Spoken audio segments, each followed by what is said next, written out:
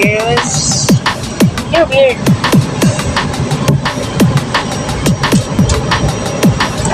Okay. Itanawa man.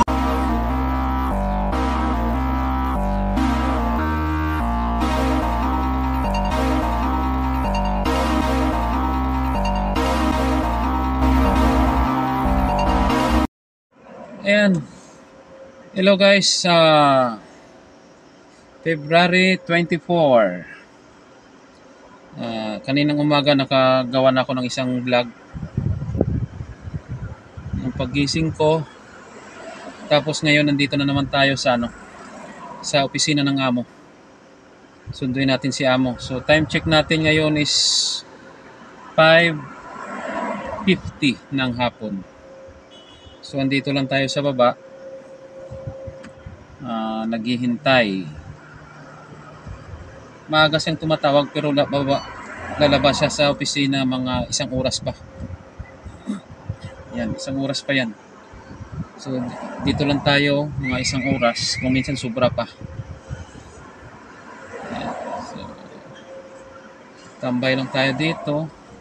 Wala naman tayong kakilala dyan ng mga driver din. Meron dyan mga driver pero mga Indian, Pakistan. Madalang ka lang makakita ng Pinoy dito.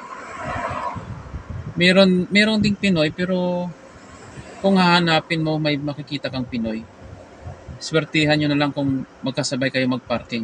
Magkatabi kayo magparking. Pero kung minsan andun sila sa kabilang kalsada, kaya yan, hindi mo makikita. So dito lang tayo. So ilang linggo na lang. Next week may pasok na naman.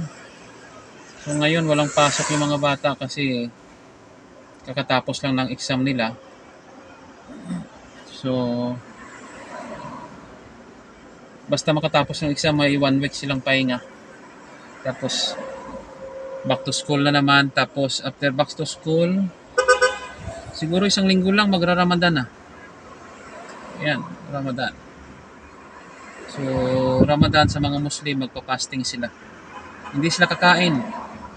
Last na kain nila is madaling araw. Tapos, unang kain na naman nila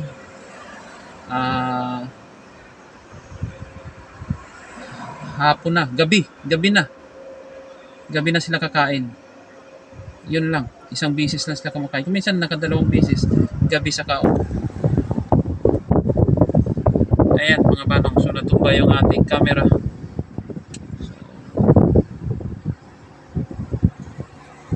Wala lang, ito lang yung trabaho natin, buhay driver. Kisa naman doon ako sa Pinas, nakatambay lang, atid sundo sa mga bata. Parang hindi ako sanay. Pero umabot din ako ng 5 years. Hindi sanay pero umabot ng 5 years na walang trabaho. Pero ano din yun, ako rin nag-manage ng boarding house namin. Maintain boarding house saka yung mga bata. 163. Yan. So ngayon palit na naman kami ni Mrs. Ako na naman yung nasa labas sa abroad, si Mrs. na naman yung nasa bahay.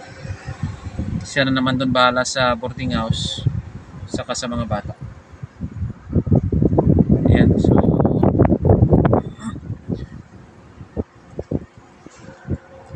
ano na lang tayo, tiis lang buhay abroad. Hindi natin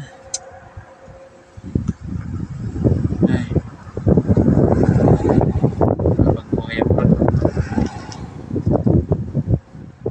pagtiis ang malayo sa pamilya.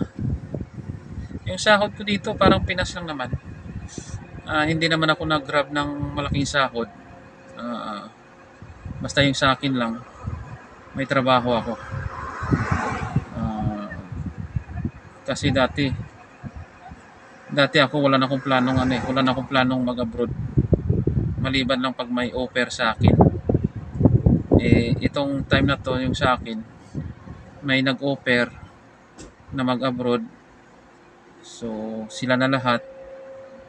So, ang nangyari lang na ano tawag dito? Na ano yung umatras. Hindi naman umatras. Case yung puno na yung visa ng employer. So, hindi na pwedeng dagdagan ng bagong employee. So, ando na rin lang ako. May agency na rin. Sinabi ko na lang sa agency na hanapan ako ng ano. Hanapan ako ng sinabi ko na lang sa agency na hanapan ako ng bagong employer. Ayan. So hindi ko na inaano yung sahod magkano. Basta alam ko pag Middle East, Saudi, alam ko na yung mga ugali nila. Kabisado ko na. So, sanay na akong pasok dito, labas dito sa kabilang tainga. Kaya okay lang. Maliit ang sahod, stricto, okay lang, tanggap ko na yun. Ang importante lang makapagtrabaho ako. So, ngayon ito paano, nakapagtrabaho. Ang bilis lang. So, yun.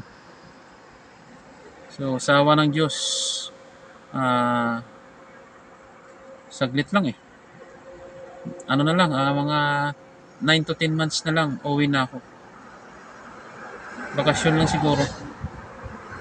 Bakasyon lang hanggat hindi pa stable yung business namin doon.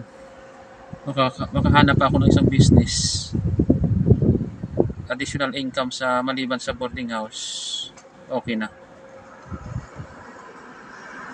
Or kung pwede ko madagdagan yung boarding house ko, dagdagan ng maraming kwarto. Kasi yung plano ko, yung kwarto dadagdagan ko. Kahit makadagdag lang ako ng 5 o 6 na kwarto, okay na. Meron pa namang space, pero malaking gastos pag magdadagdag ako ng kwarto. So, ipon-ipon muna, tapos yun. Ayan mga banong, so time check natin ngayon is ay namatay na, wala na. Anong oras na ba ngayon? Hayaan mo na. Basta ano na lang, hanggang dito na lang yung vlog ko. Salamat sa pakikinig sa akin. Bye bye.